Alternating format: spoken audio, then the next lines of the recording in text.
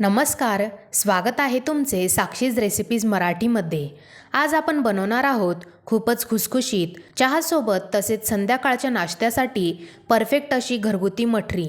ही मठरी तुम्ही प्रवासासाठी, मुलांच्या डब्यासाठी किंवा सणांसाठी बनवू शकता।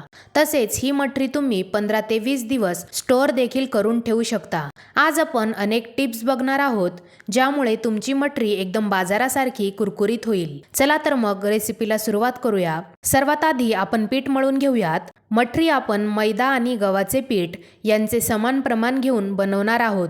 इथे मी घेतले आहे 1 कप मैदा, 1 कप गव्हाचे पीठ, चवीपुरते मीठ, 1 चमचा जिरे, 1 चमचा ओवा। ओवा आपल्याला अशा प्रकारे हातावर चोळून घालायचा आहे। तसेच 1 चमचा तीळ, 1 चमचा कसुरी मेथी। कसुरी मेथी देखील थोडीशी चुरून घालायची आहे, यामुळे चव खूप छान येते। आता आपण यात वितळलेले तूप घालूयात। यामध्ये मी 2 ते 3 चमचे तूप घातले आहे। तूप आपल्याला यामध्ये व्यवस्थित मिक्स करून घ्यायचे आहे, यामुळे मैद्याला मोहन छान लागेल। इथे मी सर्व तूप छान मिक्स करून घेतले आहे। आता आपण तूप नीट मिसळले आहे का हे बघूयात।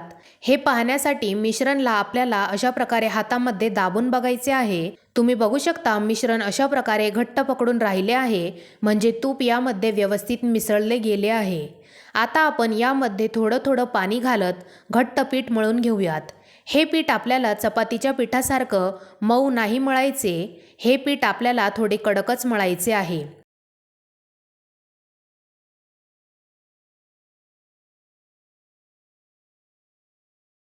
तुम्ही बघू शकता इथे मी पीठ व्यवस्थित घट्टसर मळून घेतले आहे।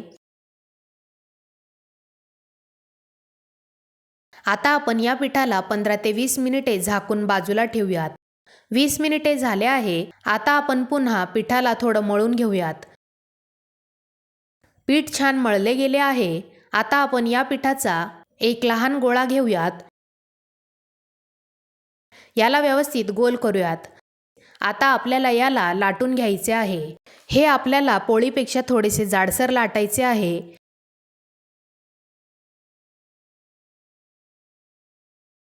इथे तुम्ही बघू शकता याला मी छान लाटून घेतले आहे। आता यावर मी लावत आहे थोडेसे तूप।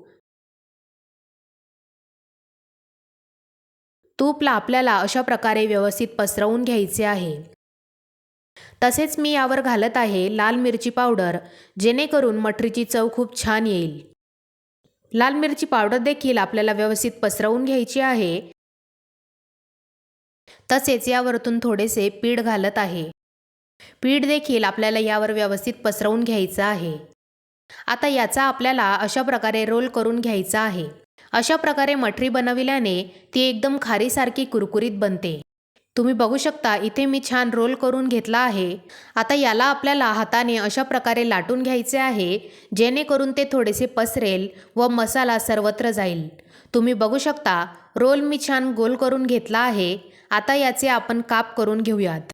सर्वात आधी मी दोन्ही कडा कापून घेत आहे। आता अशा प्रकारे आपल्याला याचे मठरीसाठी काप करून घ्यायचे आहे। इथे मी रोलला व्यवस्थित काप करून घेतले आहे। आता यातील एक काप घेतला आहे। तुम्ही बघू शकता कापला किती छान पुढत आले आहे। आता आपण याची मठरी लाटून घेऊयात। सर्वात आधी कापला अशा प्रकारे हाताने आपल्याला थोडेसे दाबून घ्यायचे आहे व त्यानंतर हळूवार लाटत याची आपल्याला मठरी बनवायची आहे। मठरीचा आकार आपल्याला मध्यमच ठेवायचा आहे आणि तुम्ही बघू शकता किती छान मठरी लाटली गेली आहे। अशाच प्रकारे आता आपण सर्व मठरी लाटून घेऊयात।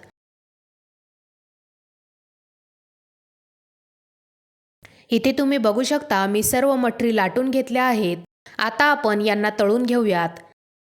त्यासाठी इथे मी एक कढई घेतली आहे व त्यात तेल घालत आहे।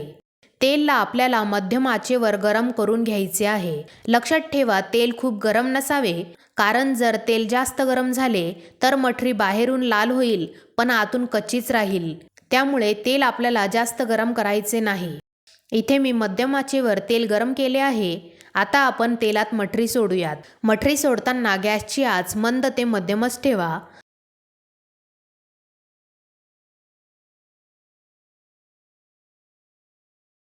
इथे मी सर्व मठरी तेलात सोडल्या आहे. आता मठरीला आपल्याला मध्यम आचेवर हळूहळू पलटत तळायचे आहे.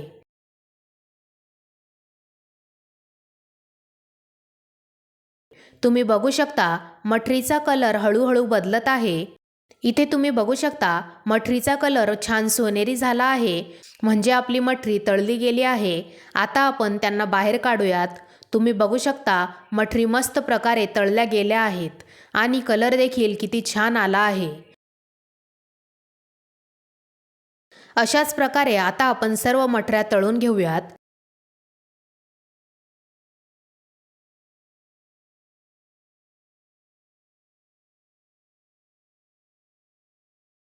इथे मी सर्व मठऱ्या तळून घेतल्या आहे. तुम्ही बघू शकता मठऱ्यांना किती छान पुडत आले आहे. आता मठरीवरती मी थोडीशी लाल मिरची पावडर टाकत आहे, तसेच चवीपुरते मीठ घालत आहे. यामुळे मठरीला खूप छान चव येते. जर तुम्हाला वरतून मीठ किंवा मिरची आवडत नसेल तर तुम्ही नाही घातले तरी चालेल.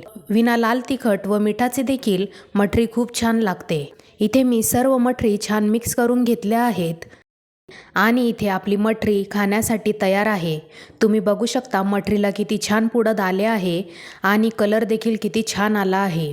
मी तुम्हाला एक मठरी तोडून दाखवते. तुम्ही बघू शकता किती छान एकदम खुसखुशीत मठरी तयार झाली आहे. तशीच ती चवीला देखील खूप टेस्टी आहे.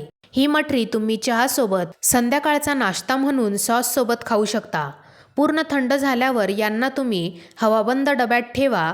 15 ते 20 दिवस या मठऱ्या आरामात टिकतात. तुम्ही देखील ही रेसिपी नक्की ट्राय करा आणि जर तुम्हाला ही रेसिपी आवडली असेल तर व्हिडिओला लाईक करा, शेअर करा आणि अशाच नवनवीन रेसिपीजसाठी साक्षीज रेसिपीज मराठीला सबस्क्राईब करायला विसरू नका.